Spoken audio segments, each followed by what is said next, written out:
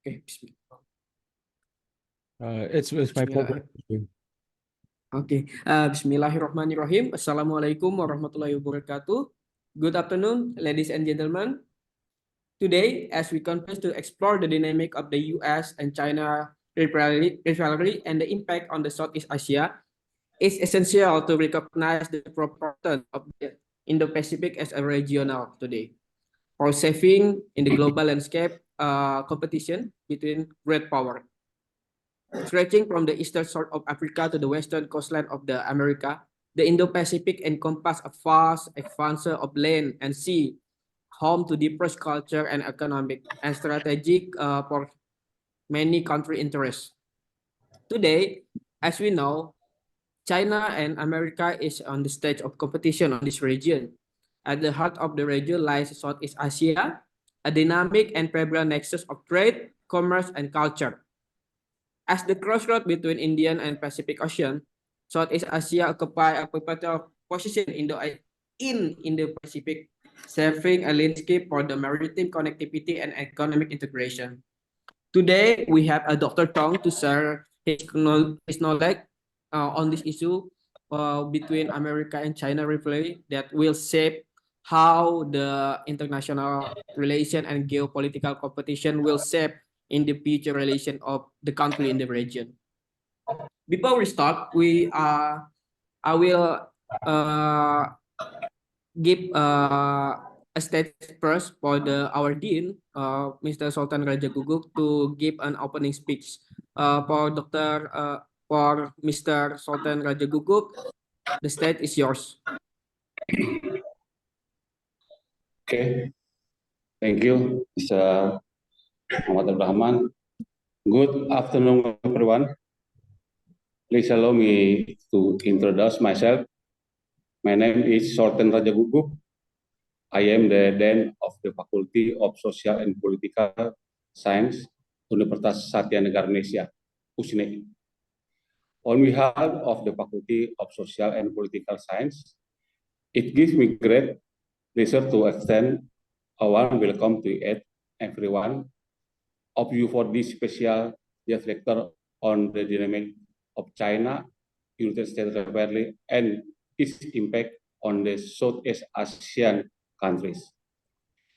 We are truly honored to have with us today Dr. Ian Chong, an academic scholar from the National University of Singapore, who will be sharing his insight and expertise on this pertinent topic. Dr. Chong work is renowned for its depth of analysis and its relevance to the complex dynamic shaping our world today. The subject of today's lecture could not be more timely or significant as we witness the evolving landscape of international relations in the Indo-Pacific region. The interplay between China and the United States stands as a focal point of global attention. Understanding the nuance of this rivalry and its implication for Southeast Asian countries is not just academically intriguing, but holds profound implications for foreign policy, diplomacy, and the future of the region. In the face of such complexities, it is imperative that we engage in rigorous scholarship and constructive dialogue. It is through forum like today, ensure that we can deepen our understanding, challenge your assumption, and ultimately contribute to the advancement of knowledge in this area. I would like to express my sincere gratitude to Dr. Chong for taking the time to join us and share his expertise. Your presence increased our academic community, and we eagerly anticipated your insight. To all our distinguished guests, faculty members, and students, encourage you to actively participate in the discussion that will follow Dr. Chong's lecture, as it through our collective exchange of ideas that we can truly broaden our perspective and expand our understanding. Without further ado, I hand it back to our moderator, Mr. Muhammad Abdurrohim, to continue this lecture. Thank you. Thank you for Mr. Sultan Raja Guguk as our dean to give his opening remark for today's seminar. Before we start the seminar, firstly I will introduce the Dr. Chong. Dr. Chong is a really productive scholar on this issue regarding Southeast Asian and American China rivalry in the region. Dr. Chong graduated from the Princeton University in the doctor on 2008, and he also Harvard Yenching Institute as visiting fellow, and today he as associate professor in the National University of Singapore. As a scholar, Dr. Chong is really productive. There is a several publication in his work. Firstly, I will read several publication of Dr. Chong. First is No Easy Answer, Southeast Asia and China Influence, Dr. Chong published it in 2020. Power in Comparison, Teaching and Studying Taiwan in Global Perspective, who also publishing in April 2020, and several other publication. You can read you can read his publication on a several publisher, and really prominent and really productive scholar. So Dr. Chang will share his knowledge, and I hope the audience in here can ask any question to Dr. Chang regarding this issue, because we think on the today geopolitical competition between America and China, Dr. Chang's perspective is really fruitful to understanding today competition. For Dr. Chong, the time is yours. This is really honor to our university to give you here. For Dr. Chong, the time is yours.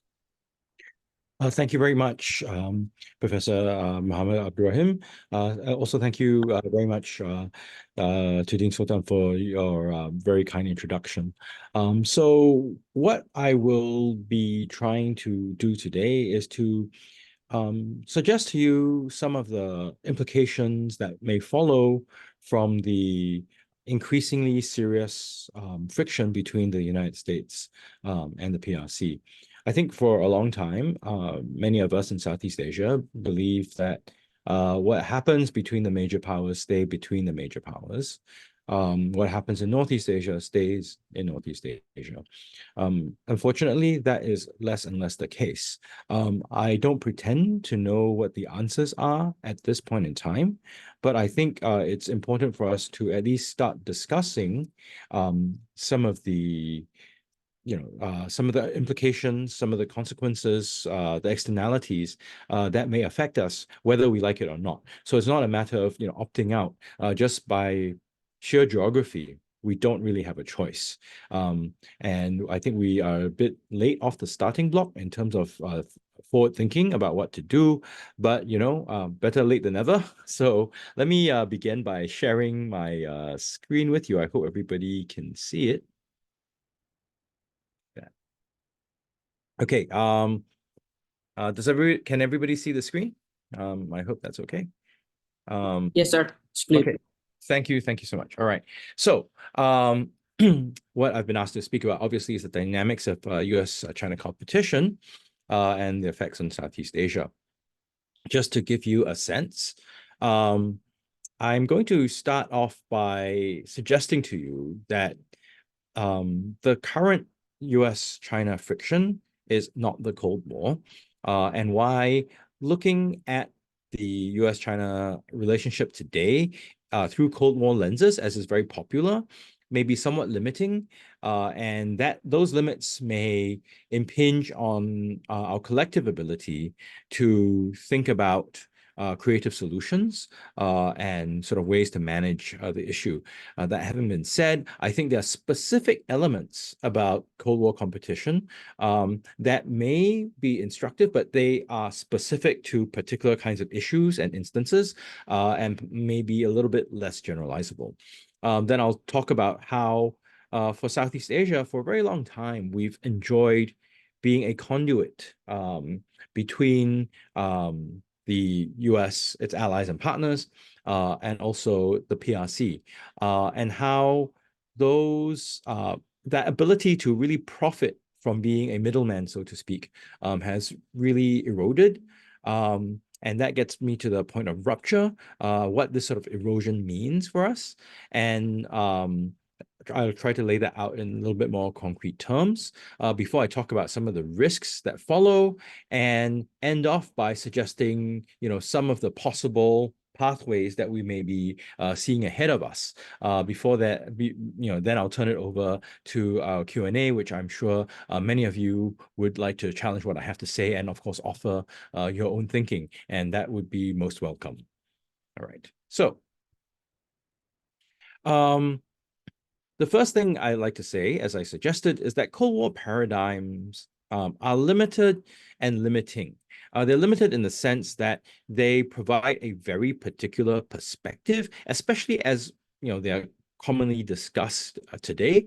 And they're limiting in the sense that they prevent us from thinking, in terms of different scenarios, different situations, different kinds of variables that may actually be quite important.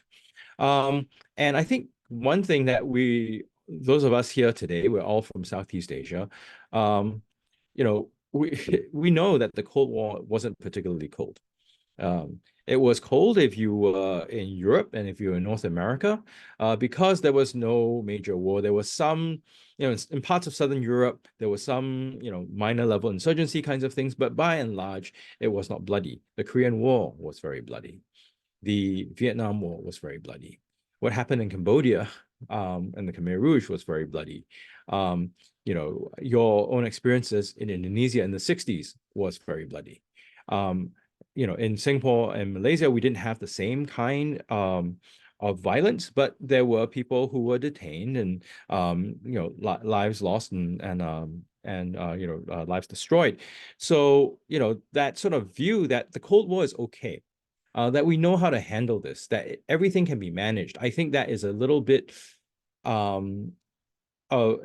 overconfident, if not unrealistic. So I know there's some voices out there who say, well, if it's the Cold War, we know how to do this. It's safe. We can handle it. I would urge caution, because that Cold War image that we have today is one particular perspective, and it's one that's taken at the end of the Cold War, where things have really calmed down quite a bit. The beginning of the Cold War was a lot more unstable and a lot more uncertain than the end of the Cold War. So that's one area that I'd like to highlight about the sort of thinking, the Cold War thinking. Another is that this is the limiting bit. We like to talk about the Cold War because it's the most recent case of major power competition. Some of us would have, it's in our living memory. The rest of you may have your parents who have lived through it, but if you look historically, there are many different modes of major power competition. You see the lead up to the First World War, lead up to the Second World War. Those, of course, are the most well-known, more recent examples. But you see major conflict and major power competition as a feature. It's not, it's not always there in history, but it appears commonly enough. And there's a tendency to sort of fight the last war. So today we think about the Cold War and we think about, managing it in a very similar way to how I suppose the people trying to think through what to do after World War II was using World War I as a reference. And that may sort of limit us from understanding what's the whole range of the sort of modalities of major power competition. And maybe there are sort of areas that are missing that we're not thinking about. So that sort of limiting that blinds us to perhaps key variables. So that's a sort of limiting element of the Cold War that I'd like to warn against. However, as I said, there are certain aspects of the Cold War, very specific aspects that may be useful to learn from. One is this idea of persistent uncertainty. When we think about the end of the Cold War, right, that was things were tense, but there was a certain degree of predictability. But that predictability is a result of a lot of uncertainty in the 1950s and the 1960s. Think about things like the Cuban Missile Crisis, where the world was on the brink of a major power war, perhaps a nuclear exchange, the Berlin crises, right? The potential escalation of the Korean War, the Taiwan Strait crisis, the Vietnam War. So I think one thing that we do learn from those points of uncertainty is that as major power competition begins, we have to accept that there's a lot that no one knows. We don't know as third parties that the two, in this case, the two major protagonists, in other historical instances, there may be more. They don't know either. They don't know what their limits are. They don't know exactly what is triggering for them, and so there's going to be a lot of testing. So a lot of the push and pull that we see around Taiwan, around the northern parts of the South China Sea, West Philippine Sea, East Sea, depending how what you call it, or around Japan, that is this trying to figure out what each other's red lines and bottom lines are. It's a bit of a risky game. In the past, if you look at the Cold War, we sort of lucked out with the Cuban Missile Crisis. We hope we're lucky again, but no one can really tell. But that managing of uncertainty, that trying to figure out how to deal with the uncertain world is going to be part and parcel of major power competition. And that comes with this management of information problems. There's a lot that we don't know. So the stuff that we know, we don't know. We in the sort of very broad sense. So the US doesn't know what exactly might trigger China. The PRC doesn't know exactly what might trigger Washington. But there's a lot that we all don't know. We don't know. There are questions out there that we actually don't know. So managing those kinds of information problems that may potentially spiral into escalation is a big risk, and these risks need to be thought about. And also another element that I think is useful, also a very specific element from the Cold War that's useful to think about. We tend to imagine great power competition being a story about the major powers, right? In this case, it's the US and the PRC. In the past, it was the US and the USSR, and so on and so forth. But third parties matter a lot. And this is where you and I, Indonesia, Southeast Asia come in. Third parties come in because major powers have interests in third places. Major powers have things that they want to achieve. Elements that they want to protect, right? That's why you have the conflict in Korea, for instance. That's why you had the conflict in Vietnam. That's why you had the sort of Cold War competition spread out across Latin America, Africa, and so on. And why you have regimes being supported by one side and opposition, sometimes insurgent groups supported by another. So what the parties don't do, what they decide on can affect the degree of competitiveness, the level of friction between the major powers. And these are some of the points that I like to sort of leave with you as we then go through the rest of my presentation. So with that sort of big backdrop on major power competition, some of the features of it, let's talk a little bit about Southeast Asia. I think for those of us in Southeast Asia, these past few decades have been actually very good to us. We've gotten a lot wealthier. There was a certain degree of stability. We don't expect to go to war with each other. We did not expect major powers to go to war in our region. And that has created opportunity, that has created wealth. And so you can argue that some of that wealth may not have been equally distributed, but by and large, I think the net effect is that it's benefited many, many people. And so we are loath to depart or move too far away from what is not only familiar, but what is also beneficial. So I think a lot of the not wanting to choose sides, wanting to sort of essentially have our cake and eat it too, that's understandable. We have a good thing, you don't want it to go away. And how this sort of serving as a conduit works essentially is that we get capital. So this is FDI from places like the US, Japan, and Europe, but also technology and skills. So this is trade and services coming in. So with that capital, with those skills and technology, we make stuff, right? We make stuff that we then sell to the rest of the world or to the PRC, and they will then assemble and then sell to the rest of the world or to their domestic market. We also use that same capital, that same technology to buy stuff from the PRC that we then assemble and put together and sell to our own domestic markets or to the rest of the world. That circulation of the economy is what undergirds that prosperity that I talked about. What is also important to that circulation are certain common understanding of basic rules, which are generally that you let markets do what they want with some intervention on the side. This is the whole neoliberal claim. And there are international legal instruments that you can use to help smooth over differences and disputes, so your WTO mechanism, like that, those common rules. And apart from the trade bit, if you think about what goes on at sea, things like UNCLOS tell us, okay, when we have differences, well, firstly, they tell us, okay, this is what is permissible, what's not permissible.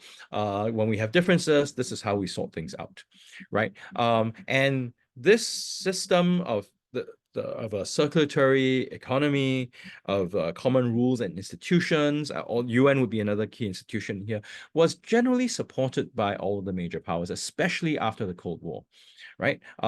And that really was what propelled us prosperity. But the problem we're facing with today is that the US, its friends and allies, and the PRC are less interested in that circulation. So if we are drawing from both sides and we're depending on demand from both sides, some of that is drying up a little bit.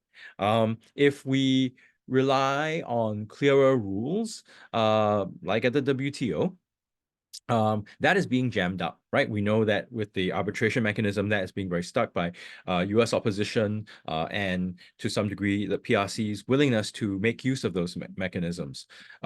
We know that UNCLOS today is a lot more contested than it used to be.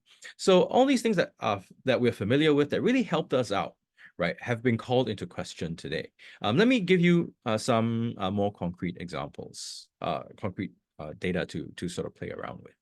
So if you look at, this is from the ASEAN Secretariat, right? This is the trade in goods. What you notice from the top row, of course, is that as ASEAN members, we trade most with each other. This is just in goods. The service, they don't have a similar data for services, but I think the picture looks a bit different. But anyways, we trade most with each other on a multilateral basis. But on a bilateral basis, the PRC has been consistently the largest trading partner, followed by the United States and the EU. This is trading goods. So this is the goods part, right, where we buy stuff from the PRC, or we sell stuff to the PRC and to the rest of the world. So this is one part of the picture. Just to give you a little bit of nuance in this picture, we can also look at the balance. What we can see is that we buy a lot more from the PRC than we sell to them. Hence, the trade balance is we actually run a trade deficit with the PRC. But still, it's the deficits in and of themselves are not necessarily a bad thing, because essentially we buy stuff from the PRC, we then reassemble, and then we sell to other places. That's why we have a trade surplus with places like the US, and the trade surplus with places like the EU, right? That's how it works. That's how the circulation works. So when that circulation I talk about breaks down, it means to say that there may be stuff we can't buy from the PRC as they do their internal circulation, stuff that we can't sell to the EU, to the US, because they don't want stuff from the PRC, or they won't let some technologies go to the PRC that we can buy, and so on. So it breaks the trade in goods a little bit. But that's not the end of the story. To talk about being a conduit, we also look at the sources of inbound FDI. And this is actually quite an interesting story. We all know this, the trade in goods story, and there's a lot of emphasis on how important the PRC is as a trading partner. That's really in terms of trade in goods. It doesn't talk so much about trading services, and it really doesn't talk about FDI, as in investing in Southeast Asia. What you find is, if you look at the fourth row, that is the PRC, and you compare that with the fifth row, the EU, you compare that with the seventh, which is Japan, and you compare, oh wait, I think I can do a pointer thing here. There's a pointer. Okay, so if you look at China, EU, Japan, and and the US, what you find is that the investment coming into ASEAN is much bigger from the US, from Japan, from the EU, than coming from the PRC. And this is including with the Belt and Road. This part of the story is not told so much because when we think of the Belt and Road, we see, stuff that we can touch, like trains, dams, highways, ports, airports that you can see and you can touch. And these are individually big projects, but when you think about the way that the investment coming from Europe or Japan or the US works, there are factories here and there that we don't see on an everyday basis. They may not individually be so big, but they add up, so they accumulate to a much larger amount. And this is why I'm describing this to you is because this is how that economic circulation I described works. This is the capital money coming in that allows us to then make the stuff that we buy and sell that we talked about earlier. Just to hold on, I think there's and then if we look just at 2022, this is a picture from a chart from 2022, the ASEAN statistical yearbook from 2023, the latest one that we have only gets data from 2022, so we have to wait for the new one. But here's a pie chart just from that 1 year, and what you can see is that China and by itself is it's about 6.9% of our inbound FDI, and it is outstripped by the EU, Japan, the US, and even collectively by ASEAN. You could throw in China, Hong Kong together with China. However, with that money, the FDI coming from Hong Kong, that just like the FDI coming from ASEAN, it comes from many places, right? The FBI, goes to, because Hong Kong's a financial center, from everywhere else in the world, and then that the firms in Hong Kong then reinvest in Southeast Asia. But this just gives you that a picture, I hope, of how that economic circulation works. That's this sort of by being a key link in this global economic production or value chain, that's how we became prosperous in Southeast Asia for a long time. And so any breakage of this puts our prosperity at some risk. Right. So this is some of the consequences of what might follow from what you might see from the US onshoring and friendshoring, de-risking, or on the Chinese side, the internal circulation or the dual circulation, where then they don't want to buy stuff from everyone else anymore, but they want to sell stuff to everybody else. And it breaks this, model. And it's not clear for those of us in Southeast Asia what the way forward is. If this model becomes maybe not completely broken, but less effective than before, what our economic plan is collectively is not really clear at this point in time. So this, of course, gets me to the point of rupture. As I said, that old model of economic circulation doesn't quite work. And what that means is that while we like to think that US-China competition is far away, that we won't get affected, we can't escape unscathed. At a minimum, we would have to probably accept some sort of adjustment to our expectations of growth, of economic growth, some adjustments to our expectations of prosperity, especially as the markets reconfigure themselves and adjust. But that having been said, while we need to look for new markets, maybe there's some things that because the US and its friends don't want to buy from the PRC, we can't sell to them. The things that the PRC also doesn't want to buy. Electronics and high-tech stuff is a good example from the US and so forth. So we need to find new markets. Maybe looking at South Asia, maybe looking at Africa could be ways forward, Latin America. But those are markets that we need to develop, and we haven't quite developed. But I would say that that picture isn't completely bleak, because there is some also redirection in the sense that some of the FDI that was not is no longer going to the PRC is being redirected to parts of Southeast Asia, but unevenly so. So Indonesia has been a beneficiary of this. A big beneficiary has been Vietnam. Malaysia increasingly is a beneficiary with the semiconductors. Singapore to some degree as a financial market. So there's some redirection. It's not a completely stark picture, but I think we may need to think about how to better make use of these changing opportunities that we're facing. But what the other bit that we really need to think about is if those rules like the WTO, like UNCLOS, are coming more under challenge, what do we do? If they work for us in the past, do we then invest in them and make sure they keep going? And how will we do that? And what would it cost, not just financially, but in terms of the sort of political investment we need to put in, and what needs to be done? That stuff needs to be sorted out. And it's not yet quite, we've not quite figured out what to do yet. Just the WTO, we've been relatively silent as a region, even though we, either individually as countries or through ASEAN, we probably could weigh in a little bit more.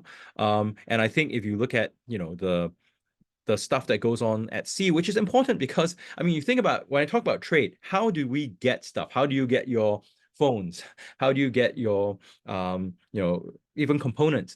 Most of that travels by sea. That's why the UNCLOS stuff and the stability stuff is actually really important. But if that is coming under challenge, and challenge in a way that sees a lot more physical friction, well, what do we do about it? How do we secure our own interests? How do we secure stability and safety really in our own region when you have major powers sort of impinging on it? Not, and we can't really block them, but we need to think about ways of managing. We've talked about things like the Declaration of the Conduct of Parties. We talked about the Code of Conduct, but as you all well know, the practical outcomes have been quite limited in coming, even though everybody says it's really successful and we're making great progress. But practically that progress is less seen. Okay. Again, to give you a sense of what I'm talking about, if we talk about semiconductors, when you have the US saying, okay, you know what, we are not going to allow certain technologies to go to the PRC. And the PRC saying, well, there's certain US technologies you don't want to buy. The US says also there's some technologies you don't want to let into our markets. That creates some pressure, but we know from the COVID period, when these supply chains get dislocated, suddenly things that we expect we're able to do, fix our cars, get new vehicles, buy phones, computers, they become expensive, they become less accessible. So that's the physical side. And also in terms of information, a lot of, how commercial activity happens today is through the sharing of information. But we also know that, social media is one edge of it, but the United States and its friends and allies and the PRC are being more closed off on information to each other. Just yesterday, the PRC was saying that they are going to limit real-time information with the stock markets. So for those of us who need to do business planning, we need better information. If you want to make investment, you need good information. And that information dislocation makes it more difficult for us to make the right calls. It makes assessment of risks much more difficult. So there are two elements of rupture that are useful to think about.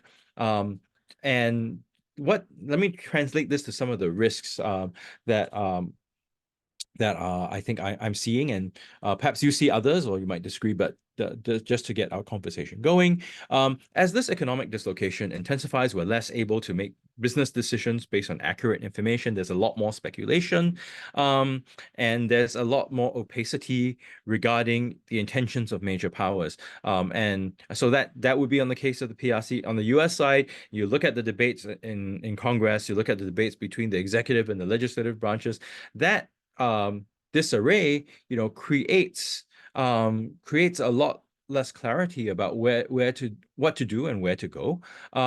Moreover, what we might also observe is that for right now, if we're able to stay under the radar screen, maybe things are not so bad. But as the as Beijing and Washington are seeing the world in more and more competitive terms, they may believe that states that are not leaning towards them are somehow undermining their presence, undermining their interests. And what that might invite is greater political pressure towards non-aligned states. So even this, not choosing sides business that has served us for some time may at some point become more risky.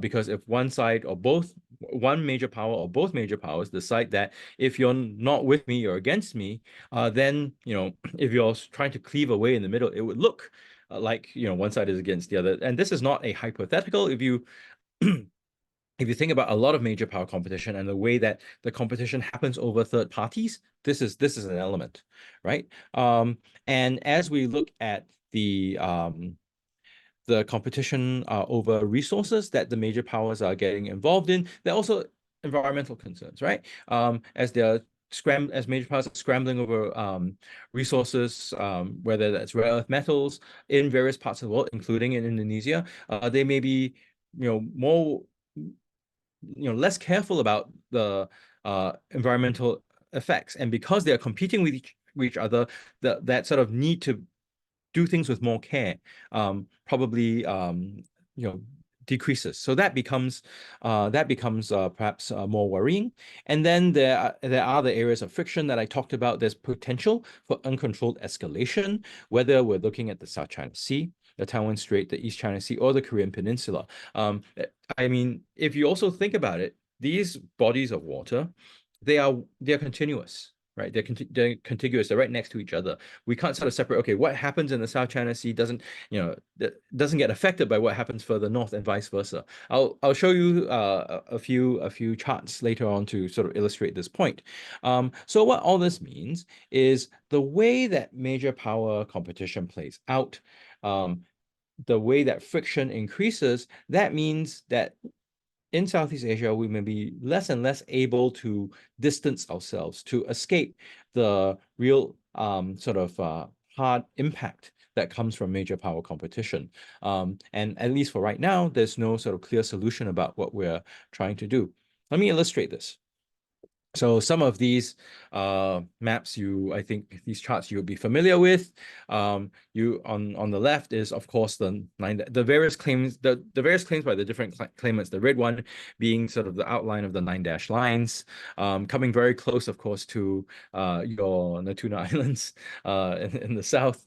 But if you look to the north, right, Taiwan is right there. So these disputes, what they also get into are PRC's concerns about their ability to exert pressure on Taiwan. And conversely, if the US is thinking about intervening to prevent PRC aggression or to roll back PRC aggression, it's very likely that these disputed waters in the South China Sea will come into play as well. And so instability around Taiwan can quickly move south. And it's not difficult to imagine what will happen, because a fight doesn't just sort of stay around an area. You think about historically what the PRC and the US needs to tend to do, right? The PRC imports or trades. It trades a lot. And as I said, a lot of this trade happens by sea. They also import a lot of energy, right? And this energy, especially the bit that comes from the Middle East, they also import from Southeast Asia. It goes up the South China Sea. If you were the US and you wanted to disrupt the PRC's ability to continue fighting, you might want to disrupt their trade flows. And that can quite quickly come down the South China Sea. Conversely, we also know that key U.S. allies, Japan and South Korea, if you look at the middle map, and also Taiwan, they also depend on the same waters for trade and their energy imports.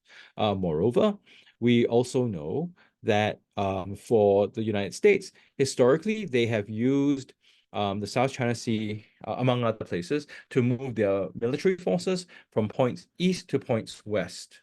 Middle East, Europe, Africa. And in a contingency, it's very likely that they would move forces from points west to points east, again via the air, the waters of the South China Sea. If you were Beijing and you wanted to disrupt, complicate the US ability to fight, you would also want to block the US in places like the South China Sea, like the Malacca Strait, the Sunda Strait, the Lombok Strait. And this would drag all of us in quite an immediate way. And of course, if you were the Philippines, they are naturally very close to Taiwan, and that's the Taiwan scenario. But if you imagine some sort of escalation of tensions going into some sort of more conflictual, coercive scenario around the Diaoyu Senkaku Islands, this is and the East China Sea, that's just to the north of Taiwan. That effect would be very similar to what I just described. Similarly, if there is a major crisis involving North Korea and South Korea that drags in the US and China, we might see very similar dynamics. So this is when earlier I said, just because we're in Southeast Asia, we cannot imagine that what stays in Northeast Asia, what happens in Northeast Asia stays in Northeast Asia. We cannot imagine what happens between the US and China just stays between them. We unfortunately will have to bear some of the costs through no fault of our own, other than the fact that we are neighbors and we are nearby. And just to sort of illustrate this picture to you a little bit more, if you look at the two charts here on the left, are submarine cables. So these are the submarine cables that bring data from your Europe, your Middle East, your Africa, your South Asia. If they go through to Northeast Asia, as you can see, they pass by Southeast Asia. And again, if you were the US or the PRC and you were looking at the other in very adversarial terms, one of the things we know with conflict these days is you want to disrupt the opponent's ability to communicate. Some of this is satellites. They may go after communication satellites, but a lot of our internet traffic goes by submarine cables. So you may decide that you want to cut the submarine cables. What that means is the data gets cut, and it's not just data being cut. I mean, in a very practical term, means that we can't have something like this seminar going on. But in sort of more concrete terms, it also means that your financial data, a lot of financial data is electronic, doesn't go through. If you think about your business, your purchase orders, your invoices, it uses these data cable too. If you think about your technology and your design, well, how do these complex designs get across?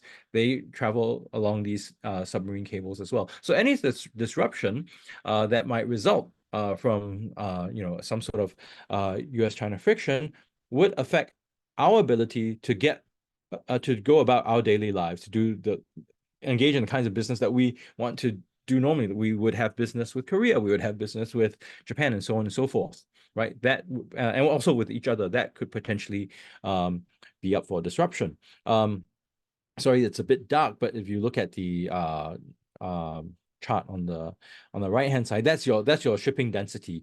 So essentially, a lot of shipping, whether it's goods, whether it's commodities, including energy, that goes through the South China Sea through to Northeast Asia. So that disruption, because of rising tension, that would affect shipping insurance rates, that would affect stability, and erosion to the to things like UNCLOS that give us a set of more stable guidelines on what to do at sea. If those become disrupted, and shipping becomes riskier, more costly, a lot of this density will go down, and that would affect, of course, our prosperity here in Southeast Asia as well.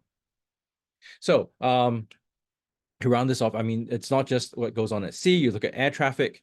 A lot of the air traffic, as you can see, goes through Southeast Asia. Any disruption, increase in cost, increase of uncertainty because of a more confrontational relationship between the US and the PRC would again directly affect those of us in Southeast Asia. So that's the density on the left-hand side and the actual routes on the right-hand side. Okay.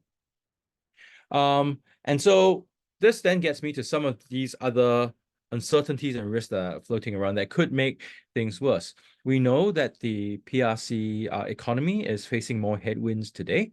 If you look at the debt burden, it's clearly very high, and the level of investment is dropping, and which you see on the bottom left chart. And also we know that there's demographic decline in the PRC. What this tells us is if there's a PRC whose economy is slowing down a little bit, they may be more focused on domestic issues. That might actually be beneficial for stability. It may not be so good for the economy, but it may be beneficial for stability. However, if the social and economic pressures become more severe for the PRC, there may be some temptation to play up this, this sort of rising sense of nationalism that they have. If you look at a case where right now they're very centralized around a strong leader, Xi Jinping, if he, well, not if, when he becomes weaker, older, and leaves the scene, these pressures may feed into the power vacuum and the potential infighting that may come after Xi. And if the terms of that competition is based on the strident nationalism that the PRC under Xi has been trying to cultivate, then you could see a more muscular PRC that's trying to focus on regime strength in order to mask over or to draw attention away from these domestic problems. So further risks, the birth rate, as I was suggesting earlier, in the PRC is clearly dropping. The projections don't look very good. And making things worse is the fact that there is a big gender imbalance for the PRC. There are far more men than there are women, which would have a knock-on effect, right, on birth rates and so on. So that would add on to those sorts of risks that I had talked about. But it's, of course, not just the PRC. The US side creates creates certain worries as well. If you look at the charts on the right-hand side, we know that in the US, things are becoming more and more unequal in terms of the distribution of wealth. That feeds some of this populism that can become quite strident. We see, Trump, but not just him, but people like the sort of Republicans in Congress who are quite willing to play on this populism that is, on the one hand, very aggressive and potentially adventuristic. On the other, quite it has this isolationist tendency. So there can be wide fluctuations in terms of where U.S. policy might go, and that fluctuation creates more uncertainty. It may create conditions for some confrontation with the PRC. The U.S. population growth, too, as you can see from the chart on the bottom, is declining. What that means is one of the ways that the U.S. has been driving its economic growth in a way that's like the PRC has been on this growing market that it has, this growing domestic market, right, through population growth. A lot of it, some of it was through birth, a lot of it was through migration. But as the U.S. becomes more and more closed off to migration, one of the sort of drivers of its economic growth may be slowing down. That may add to some of that fluctuation and uncertainty that we talked about, which we can see on the left, right? The coming back perhaps of Donald Trump, and the real disruption that can result in the U.S. political system. And if one of the things that the U.S. really for its own interest, stability and the sort of rules that it's for its own interest. I have no, I'm not naive about that, but it also, we've sort of benefited from the US pursuing its interest in some ways. But if the US is unwilling to do that anymore, or is somehow stuck with its own domestic woes, then our ability to hold some of those international institutions and sort of commonly accepted international rules together may be more under stress. And it's uncertain what we might do. So the risk comes not just from the PRC side, but from the US side as well. So I guess where this leads me is to talk about some of the prospects where, I mean, I've laid out a picture where it seems quite bleak, and in some ways it is, because when I look at the US PRC competitive dynamic, this is the stuff that worries me, right? That I think can go wrong. We may need to find some way of managing, but we haven't really gotten ourselves together. Just like if you look at the ASEAN handshake here, people are not quite connecting. So I think some of this dialogue stuff is important to avoid miscalculation, not just in Southeast Asia, but to encourage dialogue between the major powers. They may not get along. They may not. The dialogue may not necessarily lead to some clear conclusion, but as long as there's some communication to reduce miscalculation, that may be useful and may be worth encouraging. And in an ideal world, I would say that if those of us in Southeast Asia can promote sort of better management of regional issues, so that we can say, look, we're managing our own things. Please, you guys just, we don't need you here to intervene. I just do your thing. That might take away some of the points of friction, but unfortunately, ASEAN's not at that point. And so, I mean, if you look at what's happening with the Philippines, it's having a real tough time with the PRC. With the partial exception of Indonesia, the rest of us pretend we don't see anything in Southeast Asia. So that lack of mutual support, even though it actually does affect, right, the sort of general regional stability, is a bit of an issue. And so ASEAN as a whole and also individual member states seem less willing to step up when perhaps stepping up is most needed at this point in time. And I can understand why. Stepping up is costly, it is risky, things can go wrong, you can end up getting punished or blamed for things, and no one wants that. But that's a very standard collective action problem. The fact that no one is stepping up, or no one's stepping up enough, we actually see a erosion of what ASEAN is able to do. So again, using the Philippines as an example, they've experimented with different things over the years in their relationship with the PRC. The Makabagal Arroyo government tried to work with the PRC. That didn't quite work out so well. So the Aquino government, went the legal route and highlighted some things that didn't work out perfectly. So the Duterte government tried to, work closely with the PRC. That didn't quite work well either. So now the Marcos government is figuring out, okay, well, they will they'll go do this radical transparency thing and not wait for ASEAN to pipe up or support them. They'll just work more closely with the US. Of course, that is their prerogative, but it also suggests that there is less confidence in our ability to tackle things together. And if that erosion of confidence spreads across the region, then ASEAN may be even less effective in future than it is today. And despite that, I think we have some talk about ASEAN reform. We have some talk about minilaterals and alternative arrangements. But the ASEAN reform bit, I think there hasn't been any serious effort. And maybe something needs to be done, or we may need to think more seriously about alternative arrangements. Maybe some groups of Southeast Asian countries working on, like-minded groups working on certain issues. It may lead to more fragmentation, but if an outcome is more stable, perhaps that's what we need to do. Perhaps we may need to look at extra regional partners to help us out there. Those perhaps need to be on the table. I mean, as someone who is from Southeast Asia, I hope that we don't have to go there. But at this point, it's something that I fear we cannot rule out.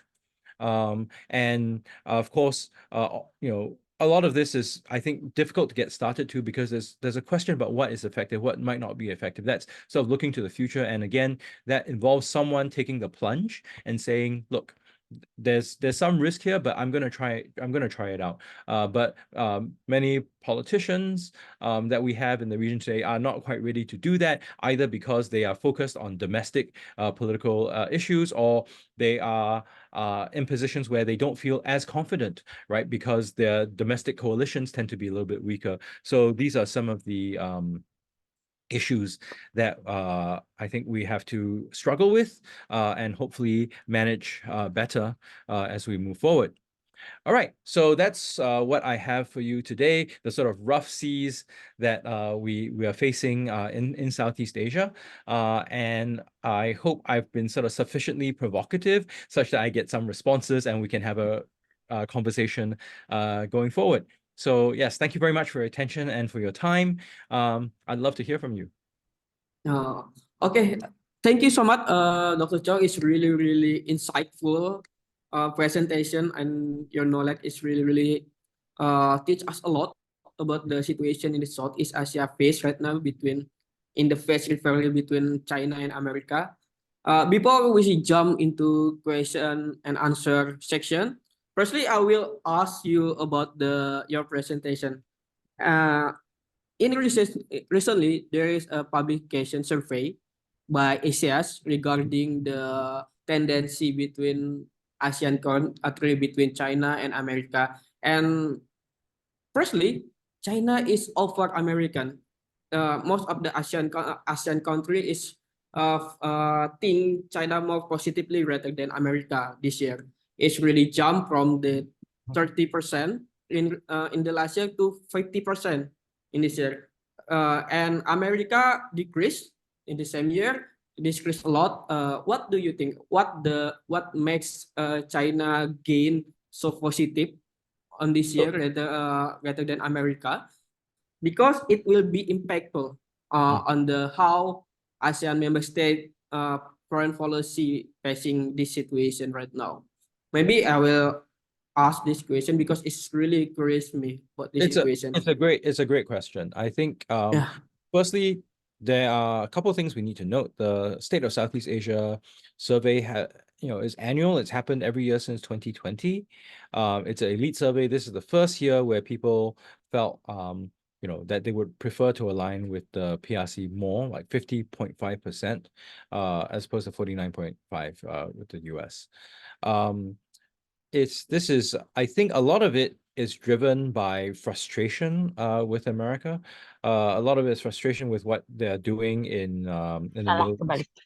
Their almost unquestioning support for Israel, and despite the fact that what Israel is doing to the Palestinians, I think is really over the top and excessive. I mean, okay, you can make an argument about Hamas being an organization, but this collective punishment of all Palestinians as if they were all perpetrators of October 7th is clearly unreasonable.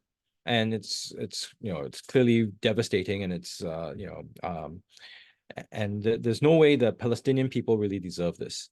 And I think for a lot of Southeast Asia, there is a sense of the inherent unfairness of the Israeli position, and it's inexplicable that the US is supporting it.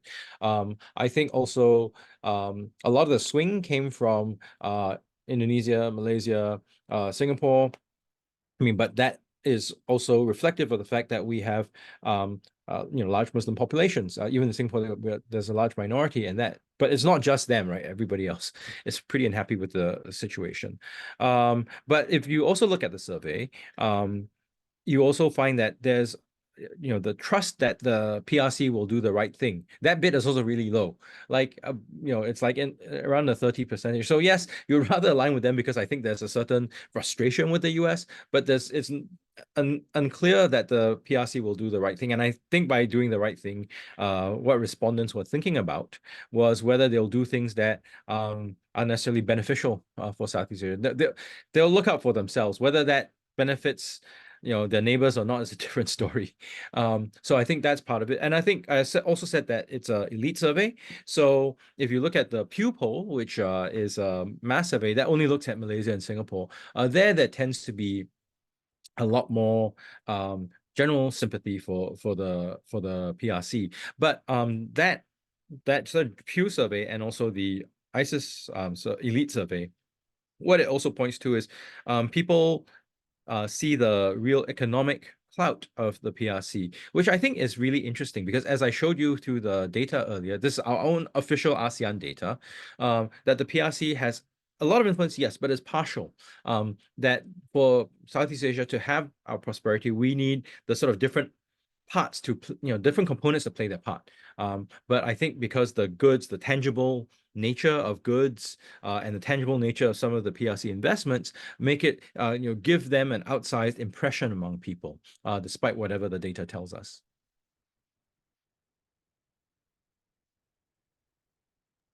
Really interesting answer about the situation that another region also affect how our region respond about the rivalry between America and China. It's really insightful, Dr. Chong.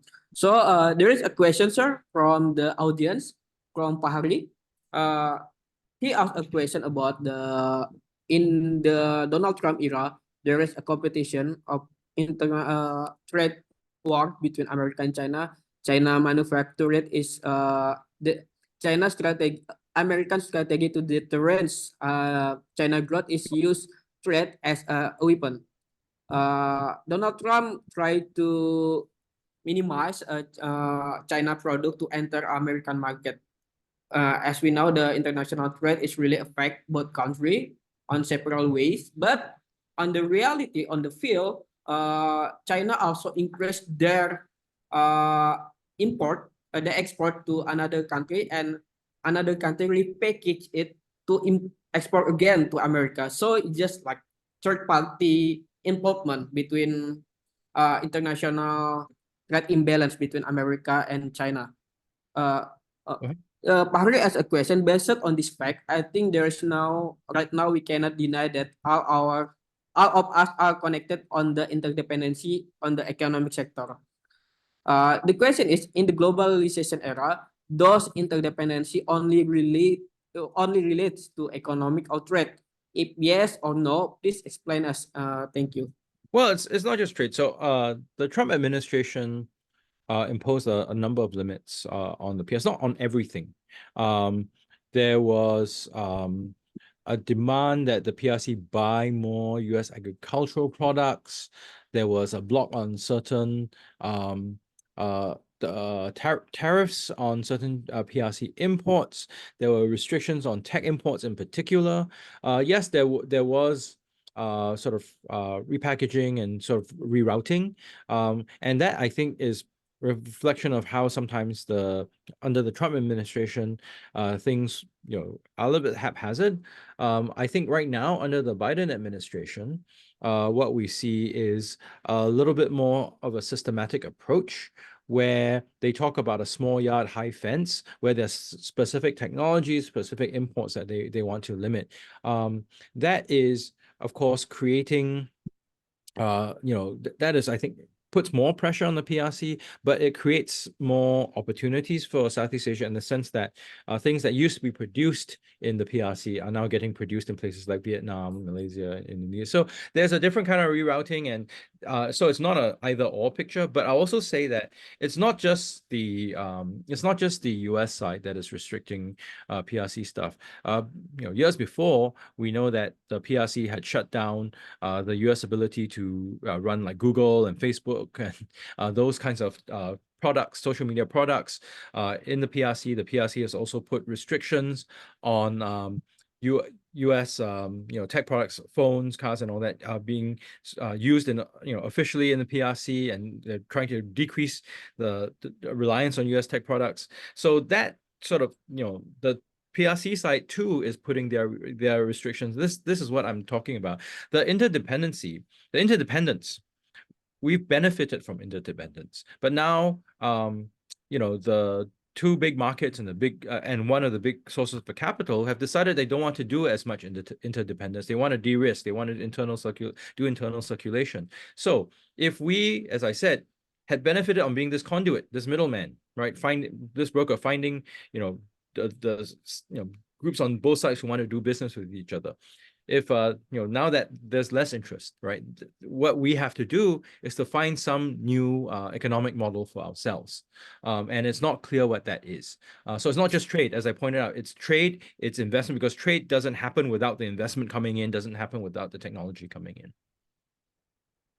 Okay, it's really interesting because like when we are on the globalization era, we cannot like so many conception in the West that we need to decoupling with China, we need to separate our economy with China. But in the reality, it's really difficult because we cannot find any alternative, any economic system that can release the situation. But yeah, economic is really important factor in the relation between America and China for today.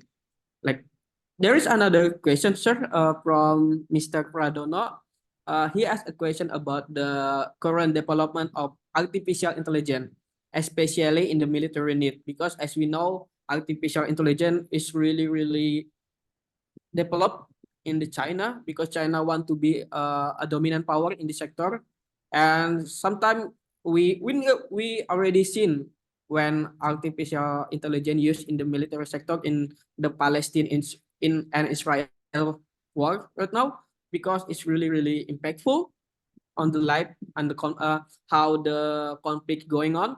So Mr. Pradono asked a question: will the China and US competition on the artificial intelligence unrest in the Indo-Pacific will affect this region? If yes, what your opinion about how ASEAN respond to maintain regional stability if the artificial intelligence unrest happen in the region? Right. So, I mean, the artificial intelligence itself, the technology that, sure, the US and PRC are already competing on that. But the issue is where these things and how these things get applied to military applications. Now, I think as long as there is person in the loop, right? There is some human having to make a decision. Then things might be a little bit more under control. I think both Beijing and Washington recognize that. They were in some of the recent talks, they were talking about how to keep at least their strategic nuclear systems having a human in the loop. But whether they will stick to this, whether they're able to stick to this, is the big question. I mean, if you think about the Israel, what Israel is doing in Gaza, we know that there was the attack on the World Central Kitchen. Apparently, what had happened was it was an AI making a decision on what to hit. That's a problem when you have AI taking the place of a person in the loop. So the AI, they only know what we train them to do, right? They only know based on past data. So when they see a vehicle, it may fit certain parameters. They may not know what that whole WCK thing on the roof of the vehicle means. It may not mean anything to the AI, and then they say, "Oh, this is a vehicle. It's a convoy. We need to strike it." So that's the real problem with AI applications in the military. So in Southeast Asia, as I talked about earlier, in terms of encouraging dialogue, one of the things that we may need to do is to keep pushing the fact that, okay, with whatever automation, whatever AI, there needs to be humans in the loop to make the call. And while that's necessary, I mean, the fact that, ASEAN, I mean, look at our performance on Myanmar. I'm not optimistic of our ability to sort of push together, but it's really sad and ironic in the sense that at this moment in time, we need far more unity, we need far more effectiveness in ASEAN, but it's also at this moment in time where it seems we seem very short on that front. So apply to doing AI stuff too.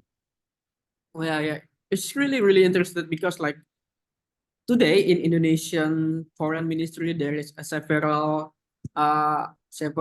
people in that minister want to separate it between Indonesia and ASEAN work on the region, and I would totally. really, I know why they're doing it. I understand it, yeah, but sorry, didn't mean to interrupt. Go ahead. yeah, because like on that situation, because like in several minister Indonesia tend to like distrust about the ASEAN work on several issues, especially like this artificial intelligence and arm race. That's why Indonesian try to separate it between ASEAN work and Indonesian work. And it as as we know that Indonesia leadership last year is not really good also on this to managing rivalry between America and China, and it also reflected to another leadership of the ASEAN. So I think it's really interested to about this development of this issue in the future. The third question is about the hegemonic situation, sir. On the situation on the survey, on the elite survey that you mentioned before, one of the biggest swing happened is in Indonesia, especially in the Joko Widodo era. What do you think about the Joko Widodo approach about the competition between America and China is really helpful for the region, or it just like make it worse for the region? What do you think about it, sir? So I think under President Jokowi's administration, they had to deal with this problem that I described with ASEAN earlier, which is we inherited, for better or worse, we inherited an ASEAN that probably needed some updating some time ago. So if you think about how ASEAN, people talking about the glory days of ASEAN in the 60s and 70s. I mean, there are certain very specific conditions, right? It's ASEAN that all the ASEAN members then were middle income, at least middle income. We were all developmentalist. We were all politically conservative and on the anti-communist side. So what that means is that leadership then of the different ASEAN countries, had a lot of commonalities. There are a lot of common assumptions that they held that maybe made cooperation easier. Then we went into this period of ASEAN expansion in the 1990s. I understand why we did it, because we wanted ASEAN to be more inclusive. But what also happened, and maybe in retrospect, it's easy to say, but at that point in time, maybe we forgot because we're all so happy with globalization then. We brought in lower income countries. We brought in regimes that are communist or early post-communist, and may not share the same sort of sense of developmentalism that was there. Plus, the older ASEAN members themselves changed in the 1990s. They changed because they became more market-oriented rather than developmentalist. Indonesia, Malaysia, Philippines, Thailand went into various stages of democratization, so that old sort of authoritarian conservative consensus sort of moved away. So the ASEAN that we had in the 90s and early 2000s looked a bit different from earlier on. But that's fine. The question is, okay, so ASEAN worked well under certain conditions. Now, we were a little bit lazy, and Singapore is partly at fault for this in terms of saying, okay, can we update ASEAN, right? We have the former Singapore diplomat, Bilahari Kausikan, saying that, ASEAN is a cow, you don't expect it to be a horse. But maybe we needed a horse. Maybe we needed a tractor. I don't know. But we didn't update. So what happened is you have an ASEAN that today, because of the limited updating and reform, may not be quite suited to doing things, to doing the things it needs to do. Plus, ASEAN was built around slowing things down, and we needed it back in the day, right? You have differences, you slow things down, you talk, you de-escalate, which is good. But if you're so good at de-escalating anything, it means to say that when you need to take initiative, you also de-escalate. So it means that you end up being very slow when you need to be fast. So I mean, there are these mismatches, and so today, I was saying what we needed to manage this very dynamic, robust US-China competition. We need to be more active, right? But we're so good at slowing things down, we cannot catch up. So that's an issue that I think we have to deal with in ASEAN. And what you were describing with with Hemlu, with also the Jokowi administration. I mean, I think that is a reflection of a frustration with an ASEAN that we didn't reform. You want things done through ASEAN, well, it can't be done, never mind, we'll do it on our own, we'll find other partners to do it. So what that does is further undermine ASEAN, some of ASEAN's functions. So I think maybe collectively or individually, we need to make up our minds. What do we want to do with ASEAN? What do we want it to do? What do we want to do in the future? Maybe more of the same is, that's not good enough. And maybe the answer is we need to do something else, which is fine, but we need to have a conversation about that. But that's not something that's actually happened yet, right? Or we may say, well, no, we really need to invest in ASEAN and make sure it works. And these are the places we need to invest. We've also not had that conversation. Because of that situation, I wanna follow the question, sir. Yes. What country do you think is the biggest, like, who can push to evolve ASEAN from the cow to the horse, like you say? Who has the bigger responsibility to push it? Well, push this issue. Well, ASEAN will ultimately have to work together. But I think for better or worse, Indonesia will have to carry some of that burden a little bit more, just because you are the largest entity in Southeast Asia. You collectively have the most wealth. I mean, on a per capita basis, Singapore has a lot, and Brunei have a lot of wealth, but collectively you have the most wealth. And as you look at Indonesia's demographic, it is a very young population. You look at its economic growth, it has a very long runway.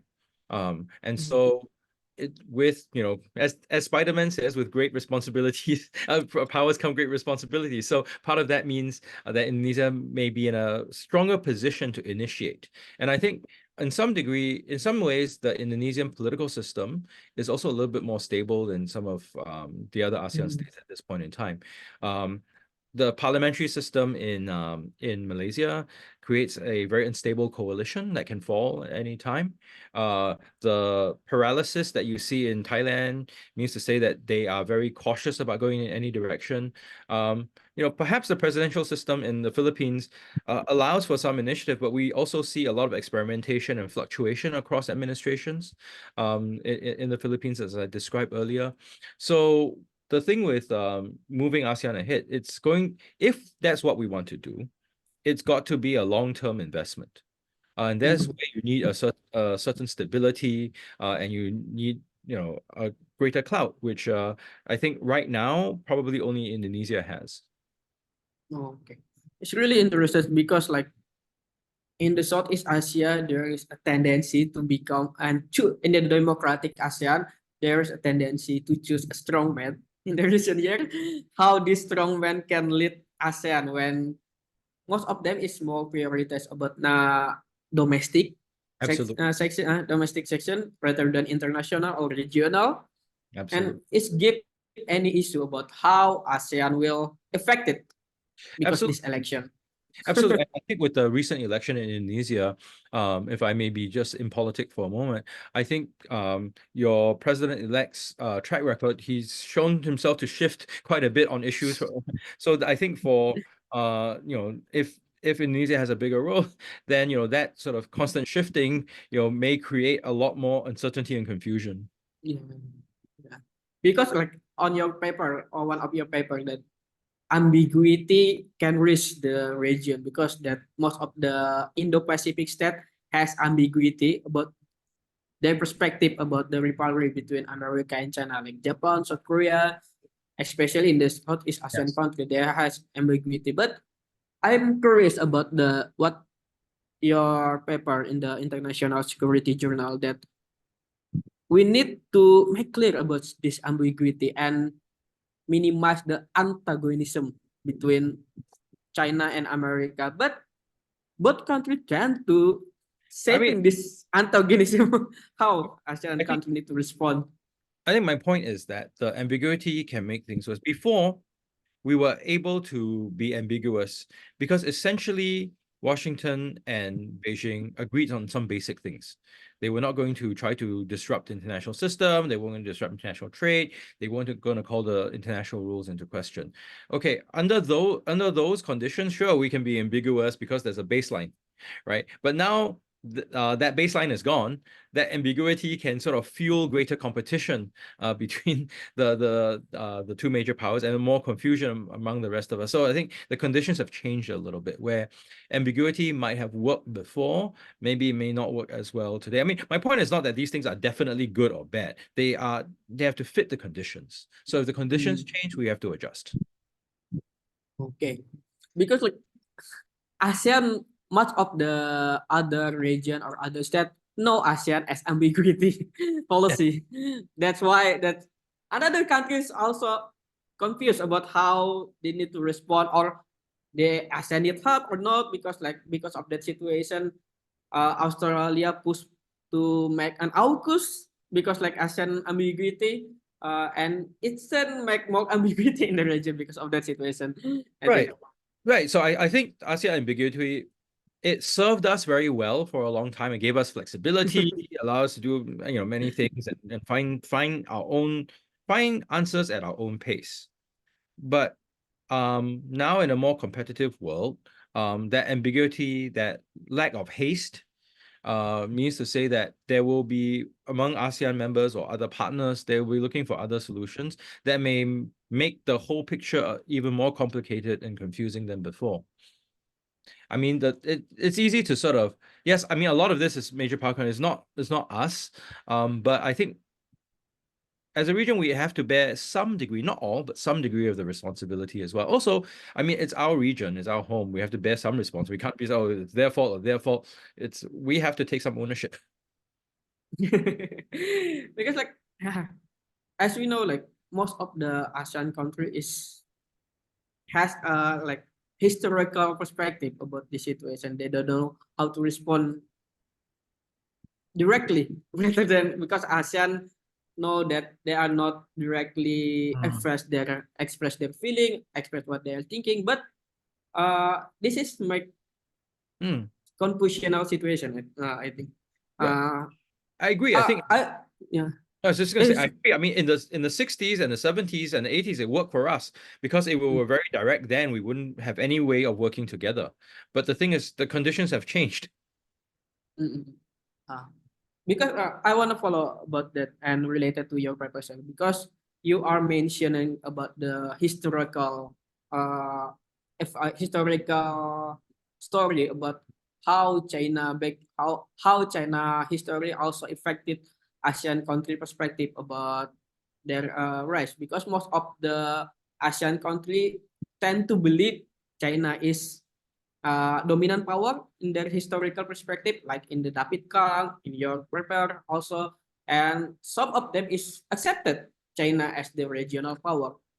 But I think it's also make a problem because on Indonesian perspective, like you mentioned, we are has a negative history about the China involvement and the propaganda before. How do you think this history affected Right. ASEAN or any country in ASEAN respond to the rivalry between America and China? So I think with regard to Chinese history, look, being neighbors, we've had at least 2,000 years of recorded interactions. And some of it has been more positive, some of it has been less, but that when you have 2,000 years, this is just what happens. I think also there are times when the PRC were dominant, and times when they were less so, and times where various states or kingdoms in Southeast Asia made use of the impression of PRC dominance. So, I mean, the times when the PRC was sorry, when China, not necessarily PRC is now, but when China was strong, sometimes it would not care very much about the ocean because it's too busy fighting in the inner Asia region. And at other times, they would send expeditions down, whether this was the Yuan dynasty and them trying to attack Java, right? Or at times when, I mean, the Ming people talk about Zheng He, and that's quite mixed too, right? Because he got himself involved in a civil war in Java and also in Sumatra, also in Sri Lanka. He also brought a lot of trade, sure. He also allowed Malacca to use them as a way to push Siam away. And when you look at the Chinese account of foreign ships going to open their ports for trade, well, that's sort of similar to what.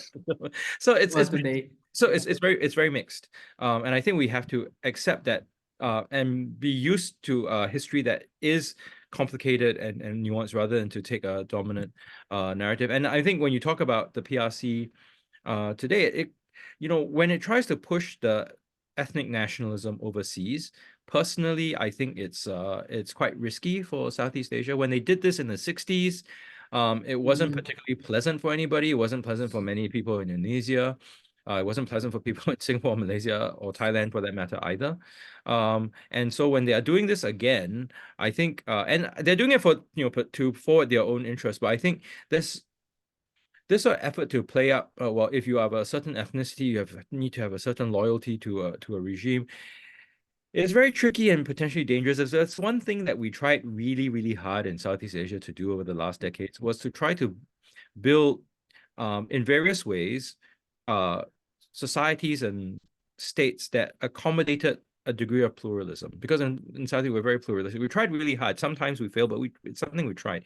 And I fear that some of this effort to reignite diaspora nationalism can, pull away at some of the progress that we've made. And so that's something that needs to be communicated with them.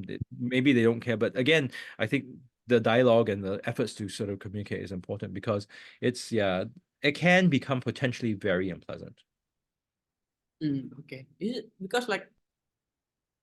because of this history, Indonesian people mostly in the domestic tend to disbelieve about the China economic development, China investment in Indonesia, and it's become problem when like the data you saw that the investment from China to ASEAN country is really limited if we comparing with Japan, Europe, and America. But the domestic situation also push that still situation, because like we are in Indonesia, like high speed railway is really negative perspective at the first, but it's different from today, I think. Okay. Because of our limited time, sir, there is any closing statement? What you hope about the ASEAN in the future, as you hope I hope to we manage this rivalry between America and China? Well, I hope we're able to put our act together more. But I mean, I do say that Yeah. the point I do want to add off is that the infrastructure is it's always very complicated because big infrastructure is always very risky. The returns are very slow.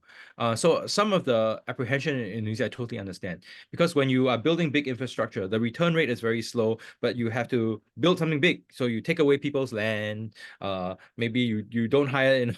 So any big infrastructure is very risky, whoever does it. That's why big infrastructure as public goods tend to be underprovided, because people are risk averse, right? So when the PRC comes in and say they want to take the risk at some level of interest and all that, yes, that may be there may be a lot of benefit involved, but it's not risk free, it's not cost free.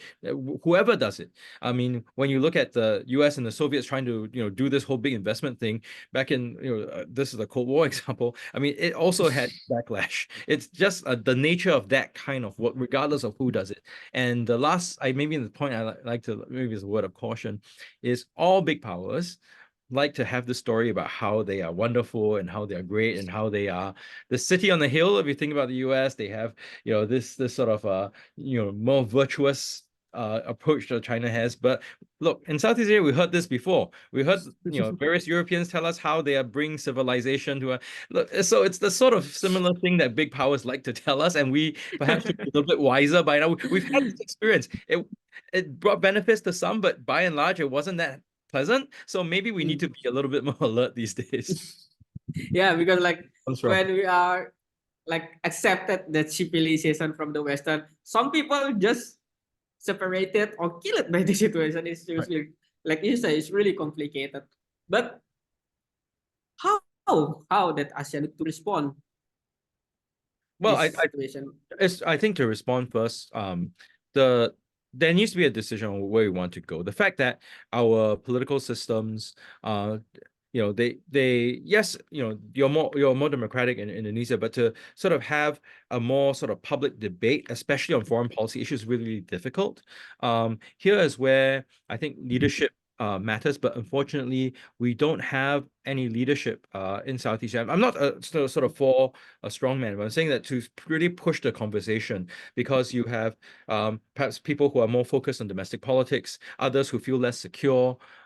So I mean, you look at say someone like Anwar Ibrahim from Malaysia. You look at his career historically. He's been very international and all that. But why has he not decided to go there? Because he has a very weak coalition, so he doesn't dare go there. Yeah, it's so I think the first factor that need to reform from ASEAN is the leadership section. I think a leadership sector, because most of us focus on the domestic sector, so we tend to demonize the international factor about the ASEAN development. Right. Then it's really problem for our reform in the future. Right, and to go back to because what the earlier ASEAN leaders had said, if we don't do things together, we're worse. We're just having to handle it by ourselves, which we will be worse off. I mean, Indonesia, you're very big, so you'll be less worse off than the rest, but it's still more helpful to sort of work together. We will, sir, because like how the strong man in Indonesia manage ASEAN, because like in the presidential debate, only one candidate, I think, that say about the ASEAN is important, but another candidate it didn't say anything about the ASEAN. So how this individual will be interesting, I think, as I can say. Absolutely. Okay. Because there is no other questions, sir, because our your limited time is really honored for our university to help you and sharing your knowledge with us. So for the audience, please can we open the camera so we can take a picture together with Dr. Chong? It's really interesting section, because like Dr. Chong really give us any experience, give us any knowledge about the development of the future. So can we open the camera? It's my real pleasure. Thank you. Thank you for inviting. Yeah, it's really honor, sir. It's really because like I follow you on the Twitter, so you're really active on that on that social platform to share your knowledge. Thank you. For the officer, can you take a picture? Must then help to count. Okay. Dear all participants, please turn on your cameras. We will take some group photos. Okay. from the first slide. Okay, 1, 2, 3. Okay, next slide. 1, 2, 3. Okay, the last slide. 1, 2, 3. Okay, thank you. Thank you very Okay. much. Thank you so much, Dr. Chong. I'm sorry because of our limited time, we cannot expand our discussion because it's really interested and Indonesian need to know about what your knowledge sharing right now is really helpful to manage Indonesian foreign policy in the future, especially in this strongman era in the future. Because ASEAN need leadership, but what kind of leadership we need? It's really the interesting question. Thank you so much. It's really Thank honor. you. I will close the seminar for today, and for the officer and for the any audience, please submit your information in the absent in the chat area. There's a link in the chat section. There's a link of the absent, so you can get your certificate in there. So for Dr. Chong, well, thank you so much, and I hope we can share another discussion or another seminar with you from another issue, because I think we have so many areas to discuss in the future, especially in this crucial time between America and China. Thank you so Absolutely. much. I close. Assalamualaikum warahmatullahi wabarakatuh. Good afternoon, everyone. Thank you.